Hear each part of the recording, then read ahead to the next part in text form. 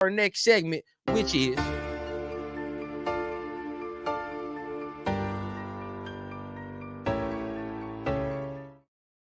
we gotta get into the Raiders recents, man. Like, what's been going on with the Raiders recently? So, today, keep it centered on rookie minicamp, right? Gotta keep it centered on rookie minicamp. What's been going on there? We're gonna be talking a lot about the schedule and how that's gonna look as far as the season goes. When I go live a little later, we're gonna touch it a little bit. But as of right now, let's talk about that rookie minicamp, right? So, over the past week, right, I would like to highlight a couple things that we saw, come out of camp, especially when Antonio Pierce went up there and he spoke to the team, right? He just spoke to the reporters in general.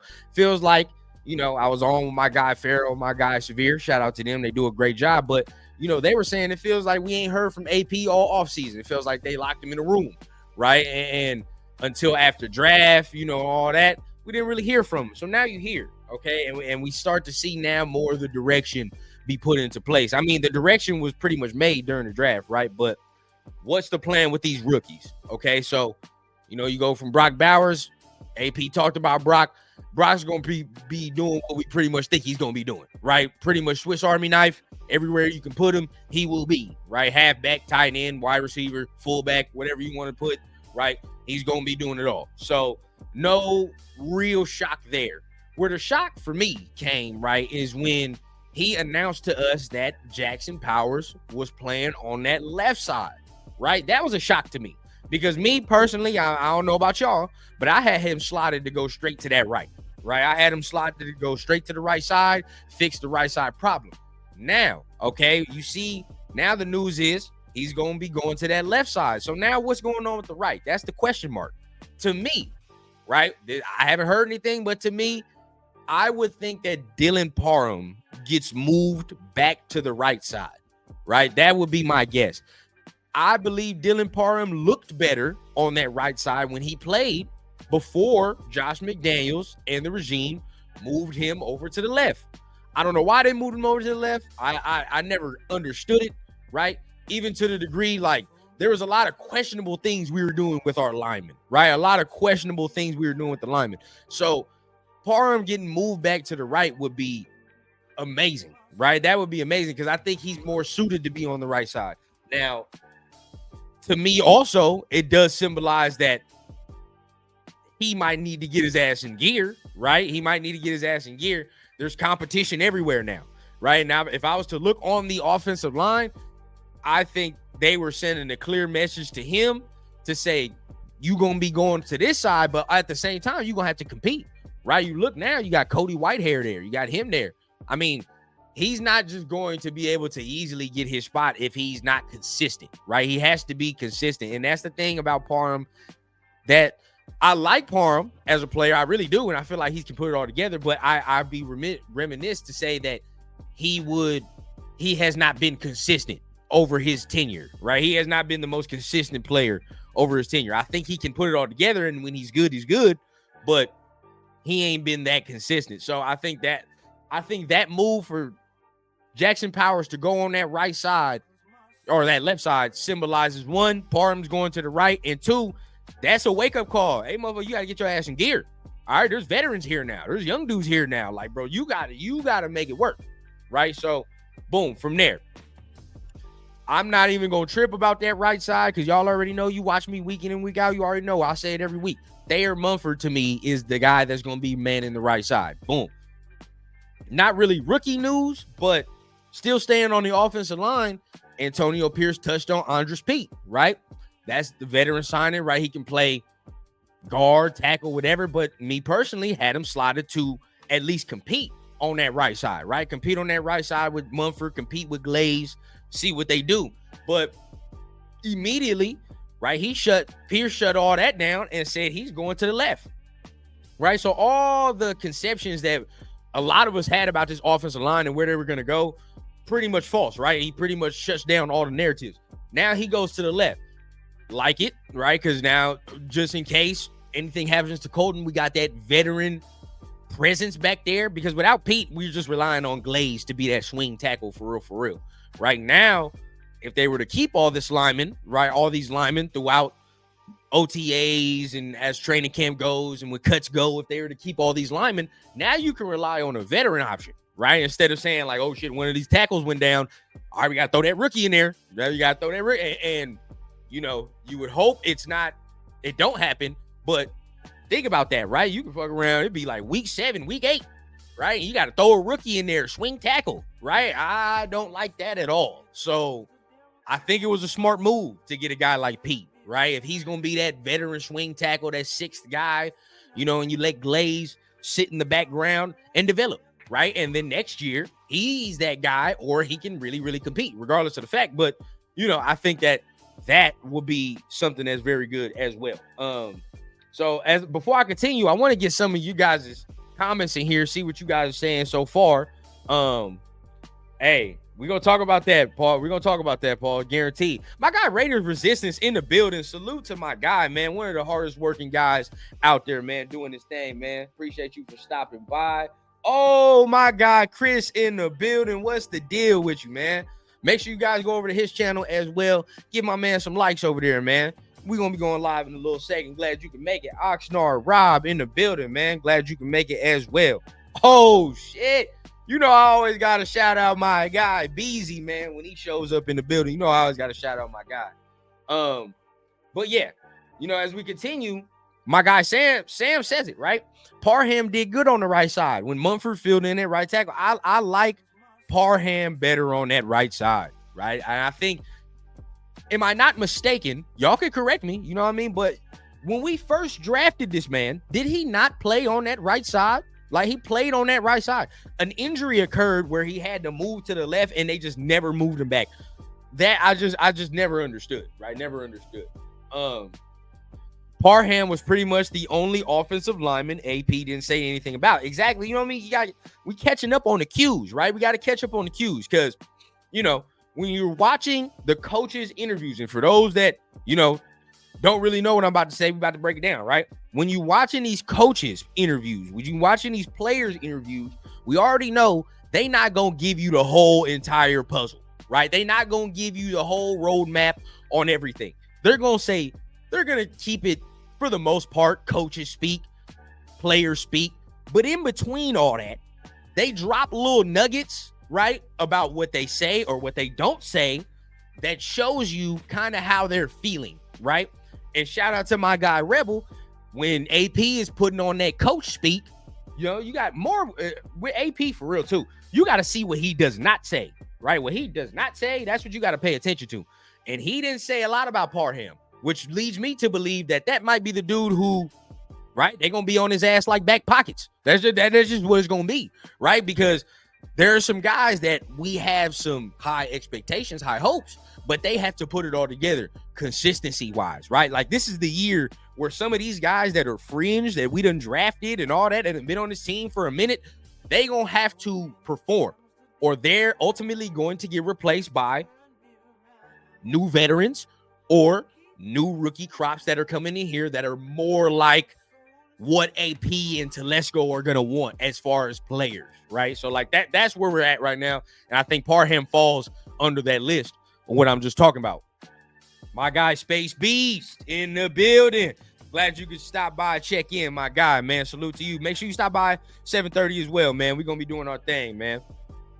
Going to be doing our thing. But as we continue, right, we talk about the rookie camp.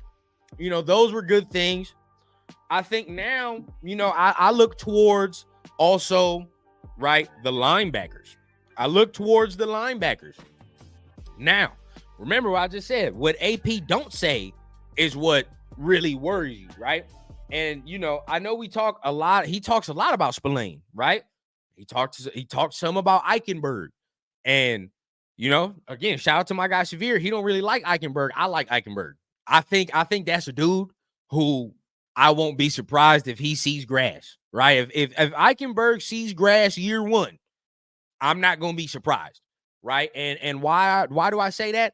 As much as he big upped, right, Tommy in his thing, it shows a lot what he's thinking about the depth besides Spillane, right? Like, and I've been saying it throughout the whole offseason, like, other than Spillane, no other linebacker is safe. None. Zero. I don't care. None. Right? Like Spillane is the only guy in that room where I'm like, yeah, bro, you know what I mean? That's for sure the starter. He gonna make some plays. He gonna be there, and we can count on him week in, week out with consistency, right? Like that's the only guy. Other than him, I don't have much faith in the rest of the linebacker room. Like I like some dudes, I like them, but you know what I mean? If you had to tell me like this is the game of the live, this is a playoff game, one game, do you trust them? Not really. You know what I'm saying? Like that's keeping it bean. It's not saying they're bad people. It's not saying I hate them. It's just keeping it 100. So with that, I think Tommy got a good little shot to play, right? And some people come on here, you know, I had some discussions with my guys in TRS, right, about Diablo. And because we watched Spillane interview with Max the other day, and shout out to that, man. Max be doing a hell of a job at that podcast, bro. Great insight, like player insight. But you know, and they started talking about Diablo. But to me, it's like he's not consistent. I just talked about Parham not being consistent, and he falls under that bubble where he's either got to get his shit together or he's going to get replaced by a veteran or a younger player. Same thing with everybody except Spillane in that linebacker room. Like that's how I feel like it is. You feel what I'm saying? So I think he's going to have a good shot. Same thing, I think, with that cornerback room. Besides Jack Jones, nobody else is safe. I don't want to hear nothing about no Brandon Faison, no, right? That I don't want to hear nothing about that. Don't even Jacorian Bennett. We may have hope, right? We may have hope, but it's a wish and a prayer at this point, right? It's a wish and a prayer because I'm going to continue to say it, reiterate it, right? The production we're getting from some of these guys is not good enough. It's not. Even if we're saying like the ceiling can be below average, that's not good enough. It's going to get replaced ultimately, right? It's going to get replaced ultimately. So as much as I saw AP talk about Tommy Eichenberg, I hear him talking about DeCamerion Richardson, right? And same little boat to me where he could if they don't sign a veteran corner, right? If a veteran corner is not brought in, which I think they're going to do, but if they don't, it's fair game after Jack Jones. It's fair game, bro. It's made a best man win. And that's how it has to look. And that's probably how it looks in practice right now, right? And even so, Jack Jones probably still got to fight for a spot, whatever. But we all probably know, like, he's the guy, right? He's the number one. Spillane's the number one, regardless of it. But other than that, who gonna win that battle, right? And then as much as I see him talk about Richardson, he likes the measurables, and he obviously likes the player, right? When you talk about the player, this is why I'm saying, like, some of these guys, now Jacorian, it's a little different case than maybe Diablo or some other guys. This is only year 2. So there's some grace, right? But either way, they have to start getting their shit together. Because even Jacorian, he's not an AP draft pick. He's not. You know what I'm saying? Like, technically, he is not an AP draft pick. So guys of this nature have to start getting their games together, or they're going to be replaced by guys that the coach, the GM feel like are better fits. You feel what I'm saying? Think about how, if you really watch the AP pressure, I know most of us did, right? Look how he's talking about DeCamerion Richardson in his books, in his playbook, blah, blah, blah. Because that's a guy he studied. He knows him. He's like, all right, bro, like, I hand selected. I'm cool. Maybe not hand selected, but with Tom, we're together on this. I like this dude. He's a Raider of my mold, right? Jacorian maybe, but at the same time, we say it all the time. If a coach don't select you, right? I mean, you got to be playing your ass off. You have to secure your spot. So these are things right here. I'm like, I'm still seeing, right? I'm still seeing about that. So as far as that, I just see like certain positions have, as far as rookies, have an opportunity to see grass very, very early. You feel what I'm saying? That's really what I get a lot from this mini camp pressures and all that. Like, certain positions have, you know, a real shot. And you already talk about the first 2 picks when you talk about Bowers and Powers, right? Bowers and Powers. Them 2 dudes are going to see grass immediately, right? I would venture to say so myself that them 2 are going to start seeing grass. But then you start talking about some of the later dudes, you know, Tommy Eichenberg can see some grass eventually, so can see some burn, right? You talk about just our linebackers in general, right? If you're not talking about performance, you're talking about maybe they're not on the field because they're not healthy. Just think about our linebacker track record. So Tommy Eichenberg can see grass, right? The way the cornerback room sits now, with no veteran additions, some of them rookies might be seeing some grass, right? Like you look at Dylan Laube, he's probably going to play, right? He's probably going to play in some capacity. So there's at least 5 guys that had the opportunity to see roles. Now, what type of roles we have to see as training camp goes on. I don't want to go ahead and start touching on that right now, right? Because we don't know. We have no idea. Everybody's in shorts and shirts and shit right now, so that's not going to do anything. We have to wait until pads come on and people start really separating themselves, right, from the pack. But what I really get is that a lot of these rookies have a chance to see some good, significant time. But that's my opinion, right? Y'all let me know. How do y'all feel about that? Like, y'all feel some of these rookies have a chance to really get on there? Like, what do y'all feel, man? Y'all let me know down below, man. NFL always hating. That is a fact. That is a fact. We're gonna talk. We'll talk about that for real. Be like Ike. Hey, oh, I like that. That was hard. That was hard. That was hard. Let me see. Let me look at what y'all got going on, man. I'm hoping we pick up X Howard when we get that money back. Yeah. Yeah, see, that's another guy I'm thinking of, right? That's another guy I'm thinking of where I want them to go after. Steven Nelson's a guy I've continuously talked about, right? I've continuously talked about Steven Nelson. I think they will sign a veteran cornerback after June 1st when we get that money from Jimmy G. And that would be nice. That would be nice, right? But, you know, I just talk about how the roster stands right now, but I do agree with that sentiment, though. I think after June 1st, we'll probably have more of a chance to do that.